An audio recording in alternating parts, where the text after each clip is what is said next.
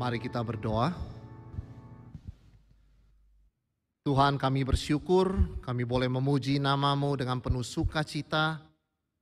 Kami boleh berhenti dari segala pekerjaan kami untuk mengingat segala kebaikan Tuhan, menaikkan syukur, puji-pujian kepadamu. Dan terima kasih Tuhan, inilah doa kami seperti pujian yang kami naikkan. Berikan kepada kami hati, mata, dan seluruh hidup seperti Tuhan Yesus. Supaya Tuhan boleh sungguh memakai kami menjadi saluran kasih dan berkat-Mu. Tuhan, sebentar kami akan mendengarkan firman-Mu. Kami mohon Tuhan buka hati pikiran kami. Persiapkan kami untuk menerima kebenaran firman-Mu. Dan biarlah setiap firman yang kami dengarkan tidak berlalu begitu saja. Melainkan boleh sungguh tertanam, bertumbuh, berbuah di dalam kehidupan kami. Urapi hamba-Mu dan berkati setiap jemaat-Mu. Dalam nama Tuhan Yesus kami berdoa. Amin. Shalom jemaat yang terkasih. Kita akan bersama-sama membaca firman Tuhan. Pada pagi hari ini kita akan membaca dari Matius 9 ayat 35 sampai 36. Firman Tuhan dari Matius 9 ayat 35 sampai 36, demikian firman Tuhan. Demikianlah Yesus berkeliling ke semua kota dan desa. Ia mengajar dalam rumah-rumah ibadat dan memberitakan Injil Kerajaan Sorga, serta melenyapkan segala penyakit dan kelemahan. Melihat orang banyak itu, tergeraklah hati Yesus oleh belas kasihan kepada mereka, karena mereka lelah dan terlantar seperti domba yang tidak bergembala. Silakan duduk jemaat yang terkasih. Berbahagialah setiap kita yang mendengar dan menyimpan serta melakukan firman Tuhan. Saudara, dalam hidup kita sehari-hari kita diperhadapkan dengan realita penderitaan. Tidak usah jauh-jauh ketika kita menyetir di jalanan tertentu. Cukup banyak ya di kota Jakarta ini. Setiap kali kita berhenti di lampu merah, ada orang datang ke kendaraan kita. Ada seorang anak kecil menjual tisu. Ada seorang ibu yang jalannya agak timpang ya, juga menjual sesuatu. Ada orang yang meminta-minta dalam kondisi badan yang cacat. Dari satu tempat kita ke tempat lain, entah berapa banyak kita melihat hal seperti ini. Dan saudara sekalian, kalau setiap hari kita melihat hal ini, jujur, apakah hati kita tuh masih tergerak oleh belas kasihan? Seperti pertama kali kita melihat. Tidak mudah ya.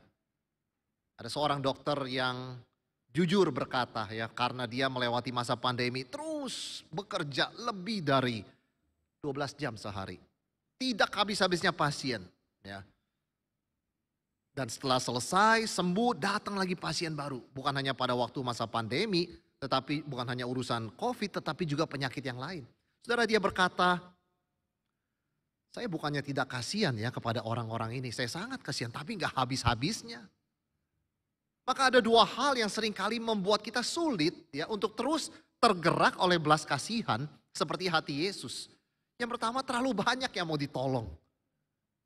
Terlalu banyak saudara sekalian. Ya kan? Itu seringkali membuat pikiran hati kita merasa tidak sanggup ya. Tidak mungkin saya bisa merasakan belas kasihan untuk begitu banyak orang. Iya, untuk keluarga saya, untuk orang terdekat saya, tetapi tidak untuk setiap orang yang saya bertemu. Atau juga mungkin saudara sekalian realita berikutnya adalah seperti yang diakui oleh dokter tadi. Tidak habis-habisnya saya sudah memberikan obat, sudah memberikan kata-kata yang menguatkan, selesai, bye-bye, datang lagi pasien yang baru. Besok seperti itu lagi, dan seperti itu lagi, dan seperti itu lagi. Jadi banyak di antara kita ya, termasuk juga di dalam pelayanan diakonia dan pelayanan lainnya, kita bisa merasa lelah saudara sekalian. Kita bersyukur untuk pujian yang kita naikkan yang mengingatkan kita jangan lelah. Artinya memang kita bisa lelah. Dan kita berdoa supaya Tuhan memberi kita kekuatan supaya tidak menjadi lelah. Saudara, Yesus pernah berkata orang miskin akan selalu ada padamu. Ada dua tanggapan ketika orang mendengarkan kata-kata ini. Yang pertama berkata, orang miskin akan selalu ada padamu. Ya kalau begitu nggak usah ditolong. Ditolong pun percuma. Sampai Yesus datang 2 kali akan selalu ada orang miskin. Itu pikiran pertama. Kita katakan pemikiran ini tidak ada belas kasihan. Karena dia merasa terlalu banyak dan tidak habis-habis. Kalau sampai Yesus datang 2 kali berarti nggak habis-habis dong. Tapi yang kedua berpikir berbeda. Dan ini mungkin jarang yang membaca seperti ini. Orang miskin akan selalu ada padamu. Artinya apa? Kamu selalu punya kesempatan untuk berbelas kasihan. Saudara sekalian, bagaimana kita bisa punya hati seperti hati Yesus yang penuh dengan belas kasihan. Tanpa menjadi sinis, menjadi frustasi, dan menjadi lelah. Orang kalau terus ya bekerja, menolong, datang lagi persoalannya. Menolong, datang lagi. Datang lagi, sudah ditolong, datang lagi. Itu bisa frustrasi.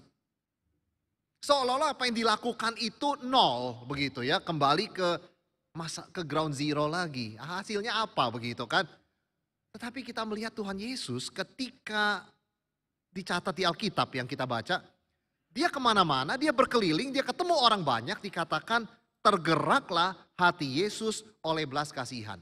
Yang Yesus harus tolong too many, terlalu banyak. Yang Yesus harus tolong enggak habis-habis. Tapi bagaimana hati dia terus dicatat oleh Alkitab, tergerak, tersentuh oleh belas kasihan.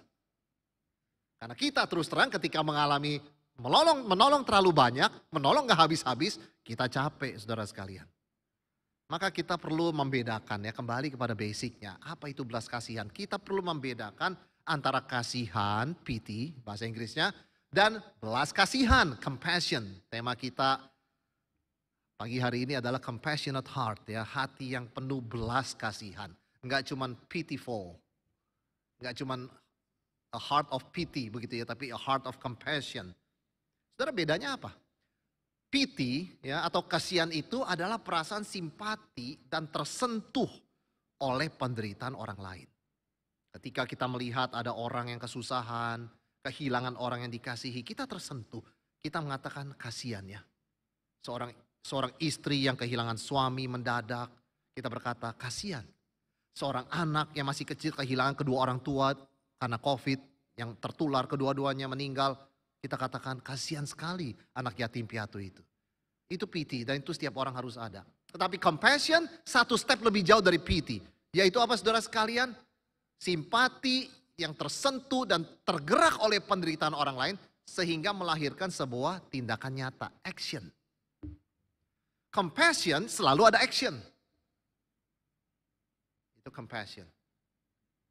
Jadi tidak cukup hanya perasaan kasihan ya. Tetapi apa yang saya bisa lakukan dan harus lakukan untuk membantu dia di dalam kasihannya itu. Saudara, tidak salah kita punya pity. Itu awal. Tapi kalau cuman pity, berhenti sampai di pity, kasihan. Kita tidak masuk ke dalam hati Yesus. Compassion. Do something. Kalau kasihan, do something. Saudara, banyak orang salah kaprah begini. Saya nggak bisa nolong semua orang. Daripada saya merasa bersalah, nggak bisa nolong semua orang, mendingan saya nggak usah kasihan sama sekali. Karena kalau kasihan masih membantu kan. Jadi saya nggak bisa membantu, jadi saya nggak usah kasihan, saya menutup hati. Bukan begitu saudara sekalian. Compassion itu adalah hati Tuhan dan kita ini diselamatkan oleh compassionnya Tuhan. Belas kasihan Tuhan. Kita perlu punya hati seperti Tuhan. Dan kata compassion dalam bahasa Yunani-nya saudara sekalian. Itu splagna, itu sebetulnya digunakan untuk organ internal kita ya. Yaitu jantung, paru-paru, limpa sama liver. Kata splagna yang diterjemahkan di Alkitab kita belas kasihan itu adalah bahasa medis. Bahasa biologis yang menunjuk kepada 4 internal organ internal. Apa maksudnya? Kenapa dikatakan Yesus tergeraklah? Artinya adalah begitu powerfulnya compassion, kamu pasti do something. Kamu pasti melakukan sebuah action, sebuah tindakan. Gak bisa enggak badanmu itu tergerak. Gak cuman kasihan, tetapi organ-organmu ini, sampai tangan kita semuanya itu melakukan sesuatu. Begitu powerful, begitu berkuasanya compassion. Saudara, di dalam melakukan tindakan belas kasihan, dalam tergerak oleh belas kasihan, saudara perhatikan Tuhan Yesus menabrak semua jalur. Pria wanita, dia belas kasihan. Orang segala macam penyakit termasuk kusta yang menular, dia pun berbelas kasihan. Orang lapar, dia pun berbelas kasihan. Bahkan orang yang kerasukan setan. Saudara, orang berkata, kalau orang minta tolong sama saya tunjukkan belas kasihan. Kalau orang gak minta tolong, bagaimana saya tunjukkan belas kasihan? Hati Yesus, orang kerasukan setan gak bisa minta tolong. Setan gak mungkin minta tolong sama Yesus. Orang kusta bisa untuk minta tolong. Tuhan, Raja anak Daud, kasihanilah kami, bisa. Tapi orang kerasukan setan tidak mungkin minta tolong. Ibu yang baru kehilangan anaknya dalam arak-arakan menuju pekuburan pemakaman. Gak bisa minta tolong, dia sedang menangis berduka cita. Dia janda, dia kehilangan anak di Lukas 7. Tapi Yesus menolong dengan proaktif, dengan inisiatif tanpa tunggu diminta. That's compassion. Action, proaktif. Mulai tentu dengan perasaan simpati, pity. Tapi gak berhenti di sana. Gak berhenti di sana, saudara sekalian. Dan itu semua orang merasakan, ya, semua jenis orang dengan segala jenis masalah merasakan belas kasihan Tuhan Yesus. Pertanyaannya, bagaimana saudara dan saya bisa punya hati seperti Tuhan Yesus? Hati yang penuh belas kasihan. Yang pertama, saudara sekalian, melihat, ya, mata, pikiran.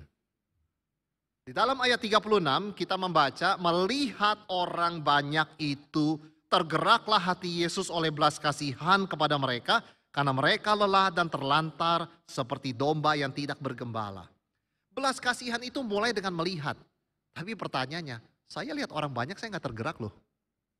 Murid-murid Yesus waktu melihat orang banyak, 5.000 orang, mereka gak tergerak.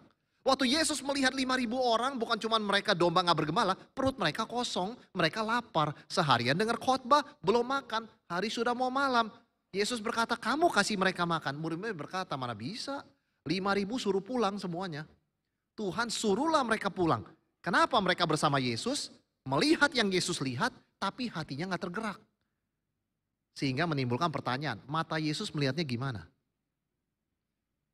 Kenapa ketika Yesus dikatakan melihat orang banyak itu, tergeraklah hatinya oleh belas kasihan. Apa yang Tuhan Yesus lihat? Bagaimana cara dia melihat? Saudara, Yesus melihat orang banyak itu melihat dua hal. Kebutuhan mereka dan penderitaan mereka. Mereka lelah. Yesus bisa melihat dari wajah mereka, Yesus bisa melihat hatinya, capek. Dan seperti domba tidak bergembala, bingung. Saya yakin saudara kalau melihat orang yang bingung dan capek kelihatan dari mukanya. Tapi Tuhan Yesus melihat lebih dari muka, dia bisa melihat kepada hati. Tapi intinya begini, saudara sekalian. Ketika seorang di Instagram punya followers banyak, katakan kita ya, followers kita itu 1.000, lalu bulan depan 2.000, setiap bulan naiknya eksponensial, naik terus di akhir tahun followers saya 10.000 begitu ya. Pikiran kita bagaimana kalau kita banyak followers, pengikut. Yesus banyak followers ya, fisik bukannya online. Tapi katakan kita punya online followers 10.000, apa pikiran kita? Jujur, kalau saya akan berkata, saya ini boleh juga ya, pengikutnya banyak, ya kan? Saya populer juga loh. Saya lihat siapa ketika banyak pengikut? Saya lihat diri saya. Saya nggak lihat 10.000 orang. Saya lihat diri saya. Betapa populer, betapa menarik, betapa berharganya saya. Hebat saya ini loh ya. Bagaimana saya bisa tergerak oleh belas kasihan? Ketika murid-murid melihat 5.000 orang mendengarkan khotbah Yesus, yang mereka lihat apa? Hebat loh kita ini tim ya, the 12 yang membantu Yesus, punya banyak pengikut. Itu yang mereka lihat. They see themselves. Mereka gak lihat orang-orang banyak itu. Tapi Yesus lihat apa? Yesus lihat mereka. Yesus bukan lihat, wah saya anak Allah boleh juga. Gak sekolah rabi tapi pengikut saya begini banyak. Saya the most popular teacher. Guru paling populer di situ. Yesus gak lihat begitu. Dia lihat mereka. Saudara, simple. Mau punya hati seperti Yesus, lihatlah seperti mata Yesus. Lihat orang. Jangan lihat diri, lihat orang. Itu langkah pertama punya hati penuh belas kasihan. Stop lihat diri, start lihat orang lain. Mereka itu ada kebutuhan, mereka ada pergumulan. Ketika dikatakan Yesus melihat orang banyak, dia tidak melihat betapa populernya saya. Lihat saya ini anak Allah, the Son of God. Dia mengatakan kasihan mereka. Dalam penglihatan hati Yesus tergeraklah dia mengatakan kasihan mereka. Seperti domba nggak ada gembala, lelah sekali. Kalau kita sungguh lihat orang, kita bisa tergerak oleh belas kasihan. Problemnya saudara sekalian, waktu kita lihat orang, ujung-ujungnya kita lihat diri. Dia bisa membawa keuntungan apa buat saya? Wah, itu sulit tergerak oleh belas kasihan kita. Saudara, kalau kita melihat orang misalnya ya secara lahiriah begitu ya, status ekonominya di mana, cocok nggak bergaul sama saya? Pendidikannya levelnya seberapa ya? Enak nggak ya kita ngobrol, saya ngobrol sama dia? Lalu dia bisa bawa untung apa buat saya, begitu kan? Lalu kemudian apa latar belakangnya, budayanya, match nggak sama saya? Kalau kita melihat manusia seperti itu, kita nggak bisa tergerak oleh belas kasihan, tapi oleh penghakiman. Oh, kalau begitu level dia di sini. Kalau begitu orang model begini, caranya begini. Kita jadi judge, kita jadi hakim. Tapi kalau kita melihat orang karena kebutuhan dan pergumulan penderitaannya, di situ kita melihat dengan mata Yesus. Baru hati kita bisa tergerak oleh belas kasihan. Maka saudara sekalian, kalau kita melihat orang yang sudah lanjut usia, apa yang kita lihat? Kita lihat, wah si om, si tante awet muda ya, puji Tuhan.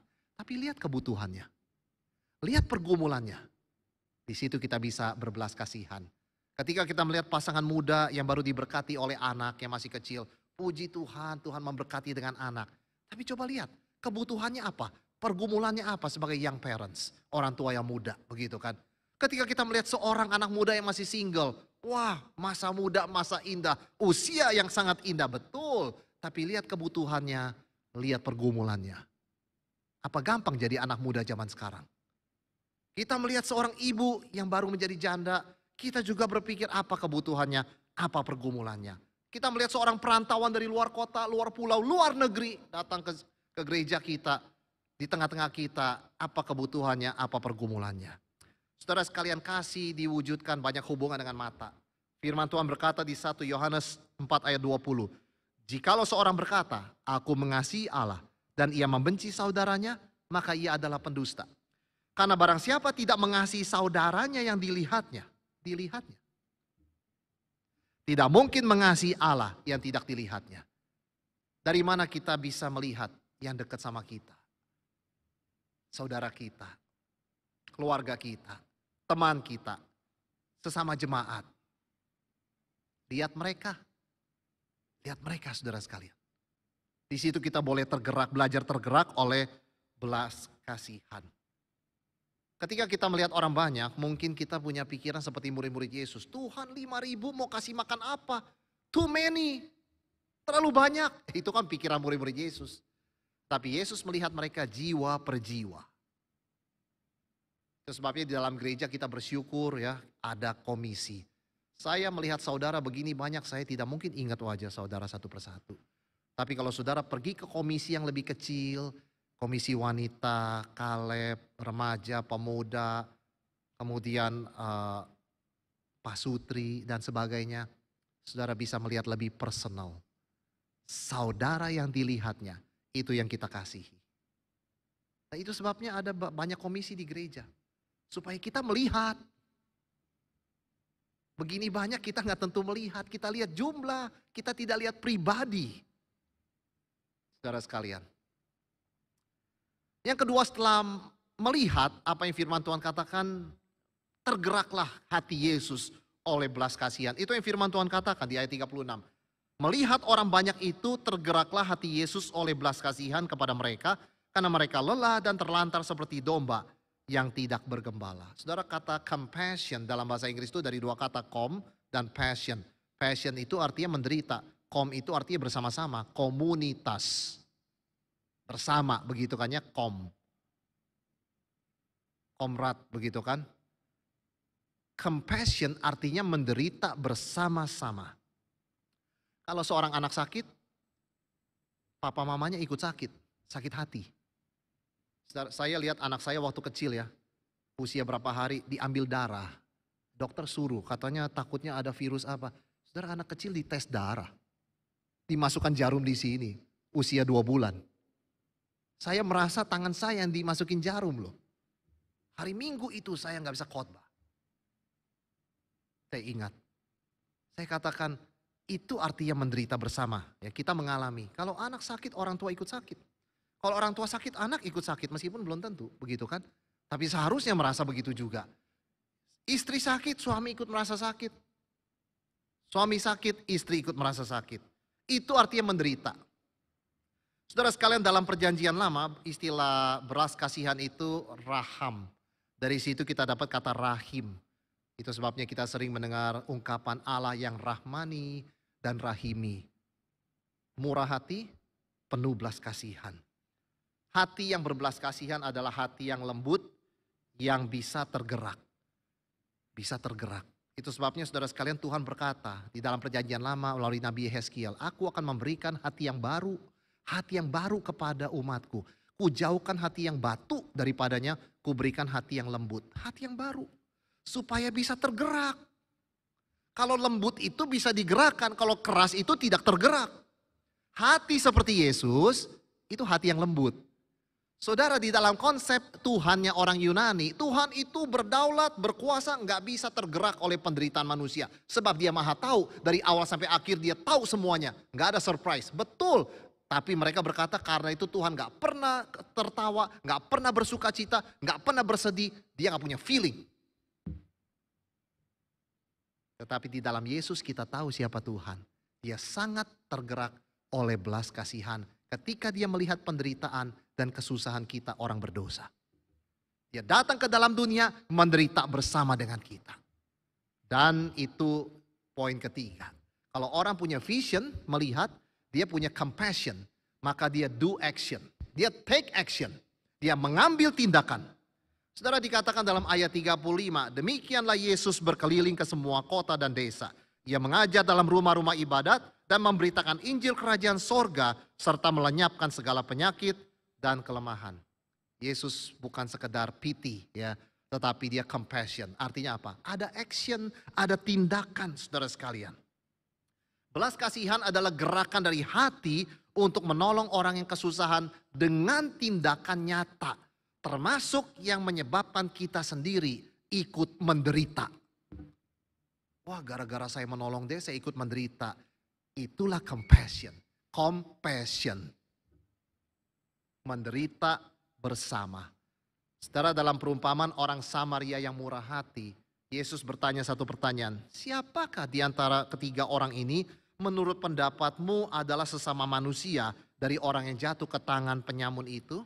Jawab orang itu, orang yang telah menunjukkan belas kasihan kepadanya. Belas kasihan. Pergi dan perbuatlah demikian, kata Yesus. Saudara, apa halangan kita berbuat belas kasihan kepada sesama kita? Ada orang berkata, saya sibuk, gak ada waktu. Gak ada waktu saya. Berikan waktu. Berikan waktu, saudara sekalian. Kerjaan gak ada habisnya. Kerjaan bisa dikerjakan nanti. Tapi belas kasihan tidak bisa menunggu.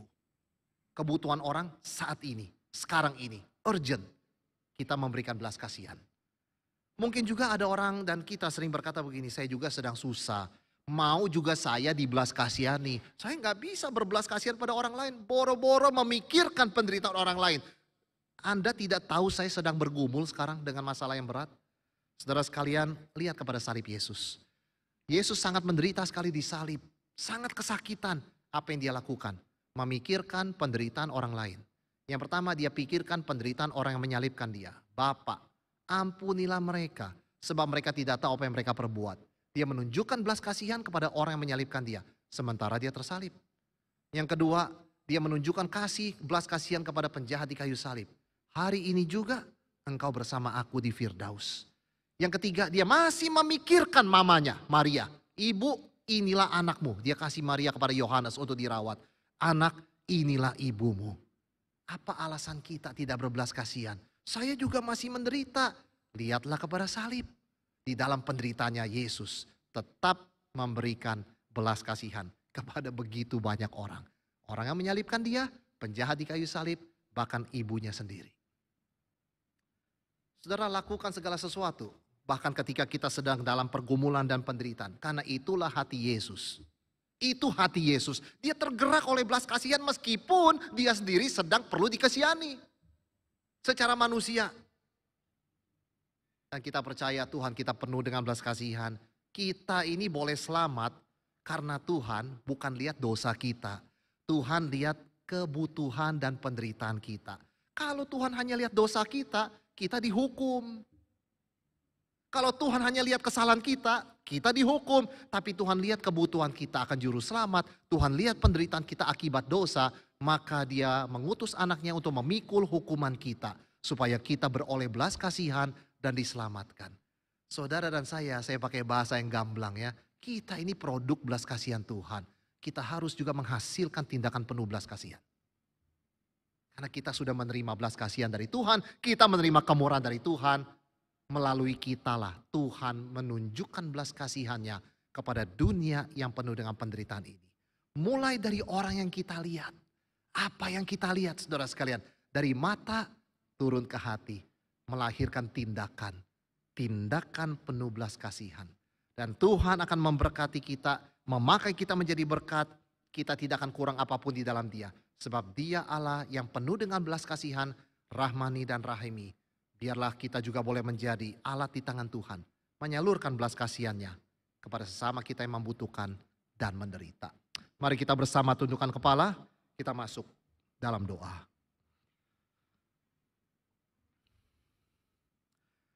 Tuhan kami bersyukur kami boleh menerima belas kasihan-Mu.